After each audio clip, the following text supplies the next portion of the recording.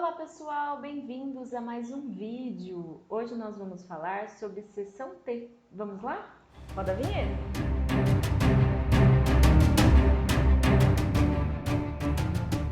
Então, até o vídeo anterior, a gente falou sobre o dimensionamento de seções retangulares. Agora nós vamos tratar do dimensionamento de seções T, tá?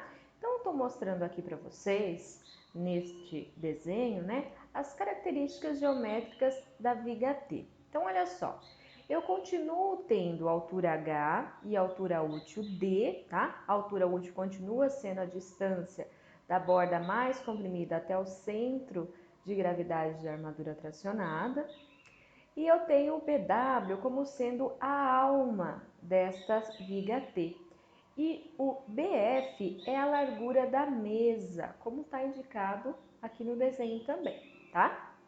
Bom, as hipóteses de dimensionamento são as mesmas já estudadas para seções retangulares.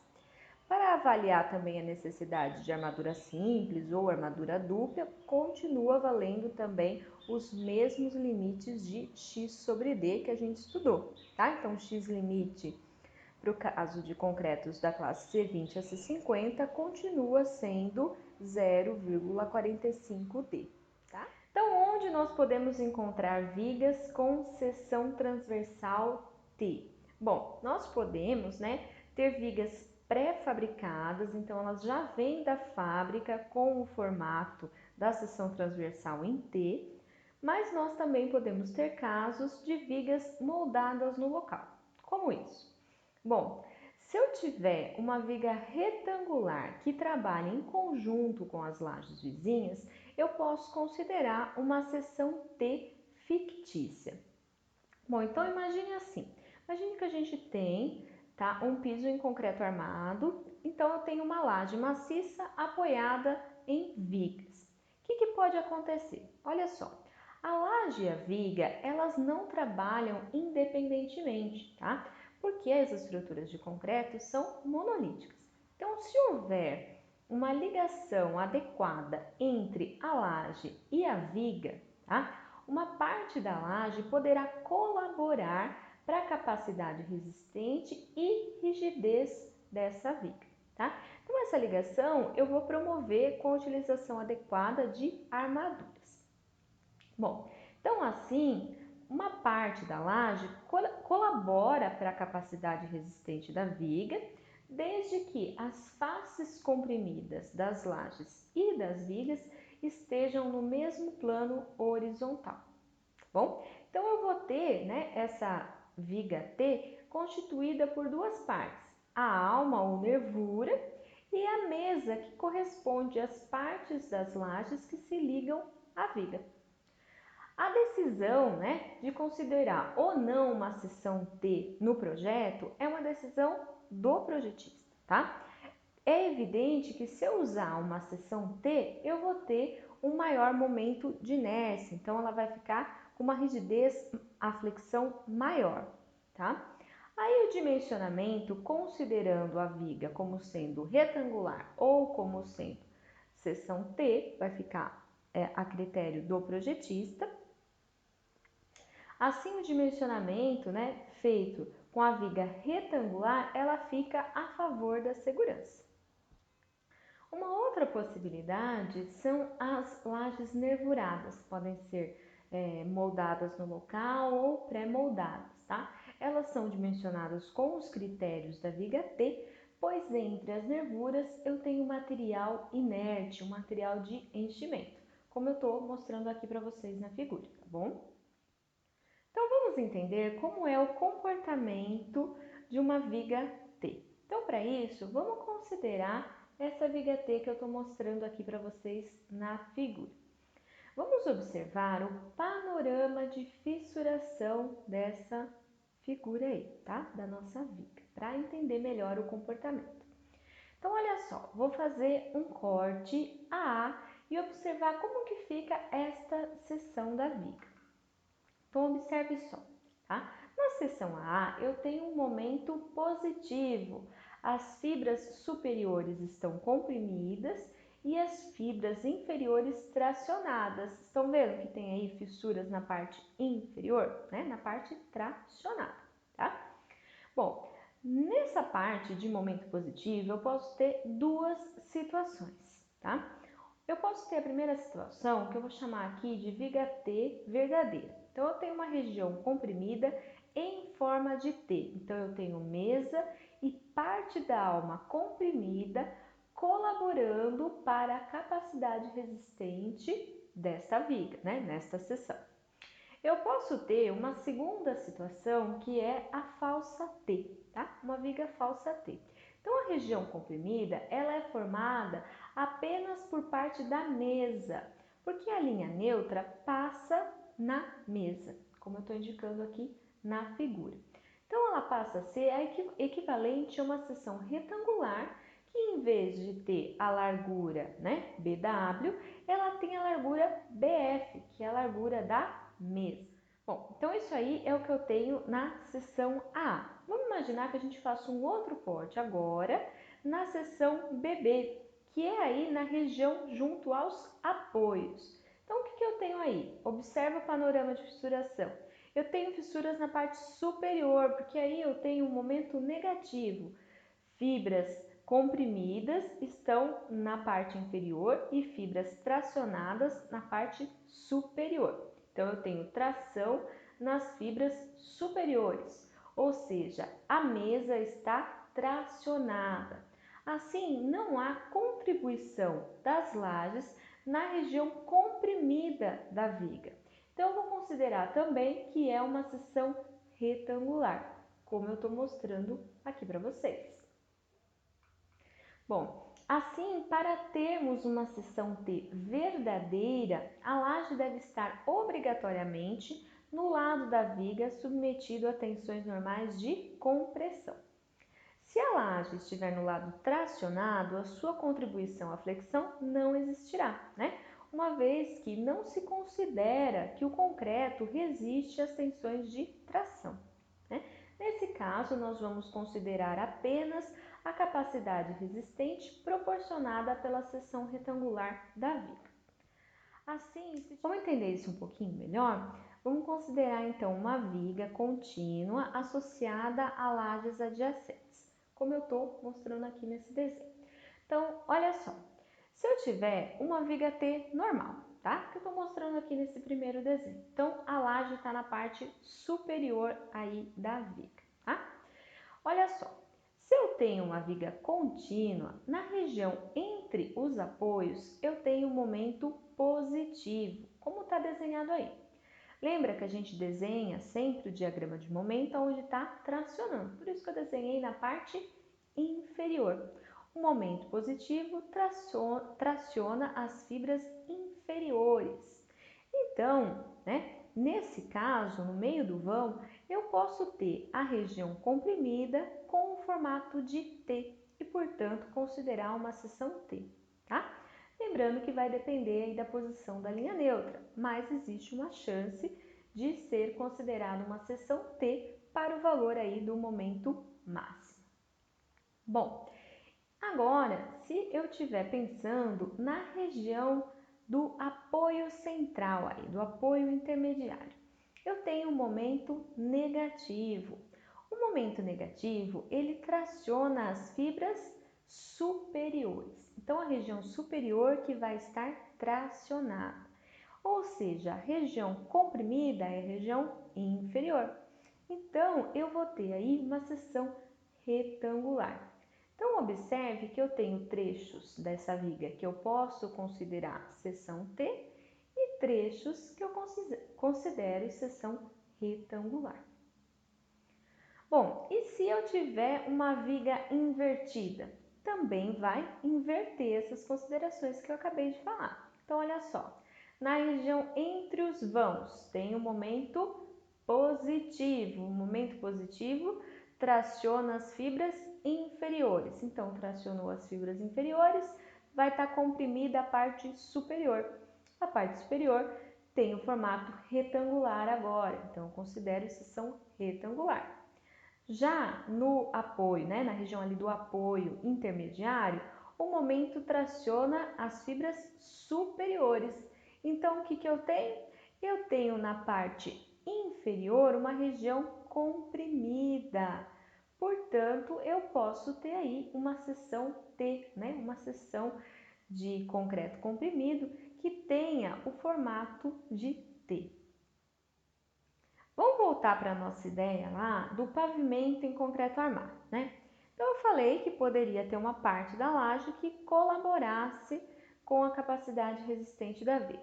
Agora a pergunta é, qual parte da laje, né? Isto é, quanto das lajes se ligam à viga para formar essa mesa, né? Essa largura BF, tá? Quanto da laje colabora para a capacidade resistente da viga? Nós vamos chamar de largura colaborante. Então, o que é a largura colaborante? É uma faixa de laje adjacente à viga que colabora para resistir às tensões normais de compressão. Tem alguns fatores aí que influenciam. Por exemplo, se eu estou considerando uma viga simples ou contínua, o tipo de carregamento, o vão, o tipo de apoio, tá? Tudo isso pode aí influenciar no valor da largura colaborante. Então, considere esse meu pavimento aqui fictício, tá? Que eu tenho aí uma distância entre as vigas absurda, 1 quilômetro entre uma e outra, né? Bom, só uma parte da laje vai colaborar. Percebe que tem uma parte da laje que não vai colaborar nem com a viga da direita, nem com a viga da esquerda, tá? Ela não vai ter aí função. Bom, então qual que é a definição da largura colaborante? Vamos trabalhar nisso, tá? As tensões de compressão, vamos chamar aqui de σx, na viga e na laje variam de intensidade e elas vão diminuindo conforme se afastam da alma da viga. Isso faz sentido, né? Porque quanto mais a gente se afasta da alma da viga, menor a rigidez que a gente tem, tá? De modo idealizado, né, essas tensões são tomadas constantes na largura colaborante, tá? Então, como que a gente pode entender a largura colaborante, tá? Bom, então nós podemos imaginar que a gente faça uma integração dessas tensões, tá? Na altura H e numa largura onde as tensões tendem a zero. E com isso eu encontro uma resultante. E eu vou igualar, né, essa resultante obtida com a resultante que eu obtenho numa distribuição uniforme. Então, a gente consegue encontrar qual é a largura necessária para ter a mesma resultante agora com uma carga uniformemente distribuída. Na prática, né, a NBR 6118, ela traz o seguinte texto. Quando a estrutura for modelada sem a consideração automática da ação conjunta de lajes e vigas, esse efeito pode ser considerado mediante a adoção de uma largura colaborante da laje associada à viga, compondo uma seção transversal T. A consideração da seção T pode ser feita para estabelecer as distribuições de esforços internos, tensões, deformações e deslocamentos da estrutura de uma forma mais realista. Bom, o que mais que a norma traz? A norma fala assim, ó, a largura colaborante BF deve ser dada pela largura da viga BW acrescida de no máximo 10% da distância A entre pontos de momento fletor nulo para cada lado da viga que houver laje colaborante. O que é essa distância A? Bom, a distância A, aí, o valor de A, é função dos vínculos da viga nos apoios. Estou mostrando algumas situações aqui. Então, olha só, se eu tiver uma viga biapoiada, o valor de A é a distância aí entre os apoios, é o próprio L, né? O vão aí desta viga. Agora, se eu tiver uma viga engastada livre, olha qual é o valor de A. A é igual a 2L, então 2 vezes o comprimento aí da viga, tá bom? Então, vamos definir a largura colaborante ou a largura efetiva BF. Então, considere esse pavimento que eu coloquei aqui em cima e o corte que eu fiz dele aqui embaixo. Então, olha só, tá? Vamos começar analisando a viga V2, se eu quiser considerar a seção T para essa viga, tá? Bom, nós temos que acrescentar, né, de cada um dos lados o valor B1. B1 é a largura colaborante de lajes entre duas vigas, que é o caso que eu tenho aí, tá? O valor de B1, ele tem que ser menor ou igual a 0,1 A, né, que a gente acabou de ver que tem que ser no máximo 10% daquela distância A, ou ele tem que valer 0,5 B2, tá? Menor ou igual que 0,5 B2, o que for menor entre esses dois valores. B2 é a distância entre a face da viga, que eu estou considerando a seção T, e a face da viga mais próxima, na direção perpendicular à viga, tá bom? Então, é isso aí que eu vou considerar. Agora, se eu estiver considerando a viga V1, perceba que um dos lados eu tenho uma laje em balanço. Então, eu não vou somar o valor B1, eu vou somar o valor B3. B3 é a largura colaborante de lajes em balanço, tá? Então, esse valor B3 ele tem que ser menor ou igual a 0,1A e B4, tá? O 0,1A a gente já falou, né, os 10% da distância A, e o B4 é a distância da face da viga que está se considerando a seção T e a borda da laje, né, que está em balanço. Então, eu vou considerar, estou mostrando aí para vocês, o valor B3 para somar aí na largura colaborante. Então, na viga V1, eu faria B3 mais o BW mais o B1, e assim eu teria o valor de BF. No caso de vigas contínuas, permite-se calculá-las com a mesma largura colaborante, única para todas as seções, inclusive nos apoios sobre momentos negativos, tá? Desde que essa largura seja calculada a partir do trecho de momentos positivos onde a largura resulte mínima. Então, nós vamos considerar uma seção T com armadura simples. O que significa isso, né? A seção T com armadura simples é aquela que só tem armadura de flexão, armadura longitudinal tracionada, disposta, portanto, próximo à borda tracionada da seção, né? E que não tem necessidade de armadura longitudinal comprimida, tá? Claro, nas proximidades da borda comprimida são dispostas barras longitudinais construtivas, ou seja, elas não colaboram para a capacidade resistente, elas são apenas construtivas, com no mínimo 2 barras dispostas aí nos vértices dos estribos. Bom, o equacionamento que eu vou mostrar a seguir, né, ele é para vigas com seção T com armadura simples e eu estou considerando concretos da classe C20 a C50, tá? Fazem parte, então, do grupo 1 de resistências. Nesse caso, né, eu tenho o diagrama de tensões no concreto, podendo ser simplificado por um diagrama retangular com altura 0,8x, né? Aí o valor é constante da altura, é sempre 0,8x. Então, em função da posição da linha neutra, eu posso ter alguns casos, que é o que eu vou mostrar a seguir. Então, o primeiro caso que eu estou mostrando aqui é quando 0,8x é menor ou igual a HF. Quem que é HF? É a altura da mesa e x é a profundidade da linha neutra, tá? Então, quando a altura 0,8x do diagrama retangular simplificado é menor, né, ou igual à altura da mesa, eu tenho que a seção comprimida de concreto ela é retangular e ela tem uma área aí BF vezes 0,8x, como eu estou mostrando aqui para vocês, tá?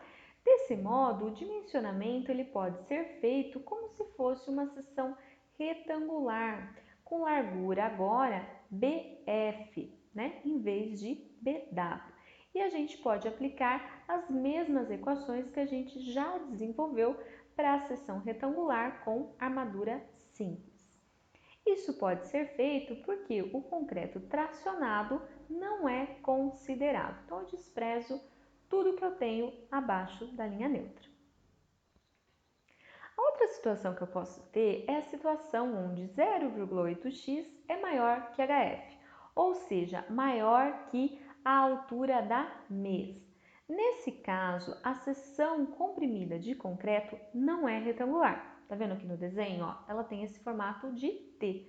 Então, eu não posso usar as equações que eu desenvolvi para a seção retangular diretamente. Eu tenho que fazer um novo equacionamento. Então, para simplificar a dedução das equações, quando eu tenho uma seção T com 0,8x maior que HF, eu vou pegar a minha seção e dividir em duas seções. Então, olha aqui no desenho, ó, nossa seção inicial foi dividida em duas seções. Chamei aí de seção 1 e seção 2. Na seção 1, o que eu tenho? Eu tenho a mesa, tá? Comprimida. Então, o concreto comprimido, ele está representado aí pela mesa, né? E vai ter, portanto, uma resultante de compressão aí, que vai ser equilibrada pela resultante de tração numa armadura AS1. A outra seção que eu estou somando aí, eu tenho agora a área comprimida da nervura, que também vai ter uma resultante de compressão, e vai ser equilibrada pela resultante de tração de uma parcela AS2 da armadura tracionada. Então, olha só como eu escrevi aí, ó.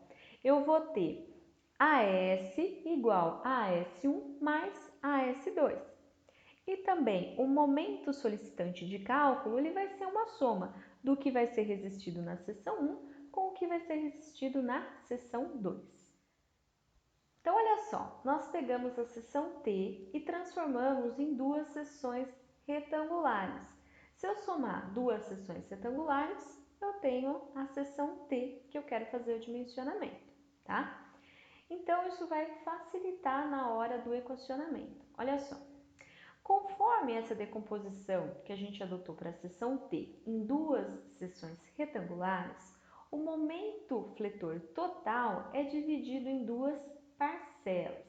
Então, eu tenho MSD igual a MS1 mais MS2.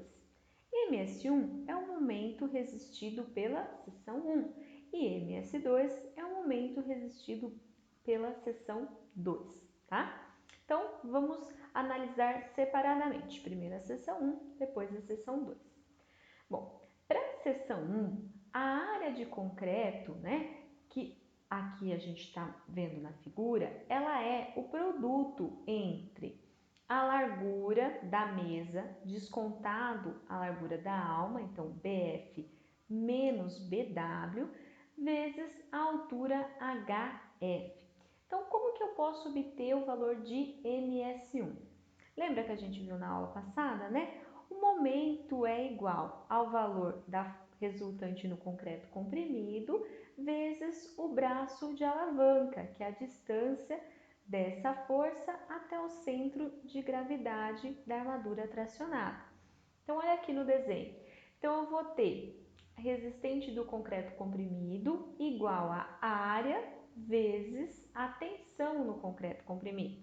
Então, a área é PF menos BW vezes HF, vezes a tensão, que é 0,85 FCD. Tudo isso vezes o braço de alavanca, que nesse caso, ó, é D menos 0,5 HF.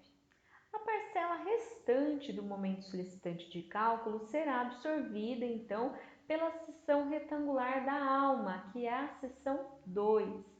Então, quem que é MS2? Bom, MS2, olha que eu tenho exatamente o mesmo caso que a gente tinha na aula anterior, então fica muito fácil, né?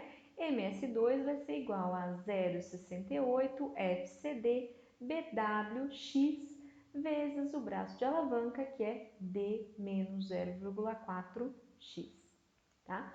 Percebam que aqui, ó, eu tenho x. Então, eu vou ter que descobrir qual que é o valor da profundidade da linha neutra. Então, com base nessas expressões, a gente também consegue definir qual é o valor da armadura necessária para cada uma das seções. Então, se eu pensar aqui na seção 1, olha só. Então, na seção 1 eu tenho MS1 e agora eu vou substituir aqui RCC por RST, que é a resultante no aço tracionado, ou seja, vai ser a tensão no aço vezes a área no aço. Então, vai ficar MS1 igual a tensão no aço, Fs, vezes a S1, vezes o braço de alavanca, que é D menos 0,5 HF. Isolando a S1, já chego nisso aqui, ó. A S1 é igual a MS1 dividido pela tensão no aço vezes D menos 0,5 HF. Para a seção 2, fazemos a mesma coisa, chegamos então em AS2 igual a MS2 dividido pela tensão no aço vezes D menos 0,4x. Olha o x aí, para eu encontrar a armadura eu tenho que descobrir antes qual é a posição da linha neutra, a profundidade da linha neutra x. Então, nós vamos ver nos exercícios como é que a gente chega nisso, tá? Acho que fica mais fácil para explicar. Vamos lá? Então, pessoal, com isso nós terminamos mais um vídeo, tá? Essa foi a parte teórica. No próximo vídeo eu vou fazer exercícios que vai ficar mais fácil de vocês entenderem como é que funciona o dimensionamento nas vigas com seção T. Então, vamos assistir o próximo vídeo. Tchau, tchau!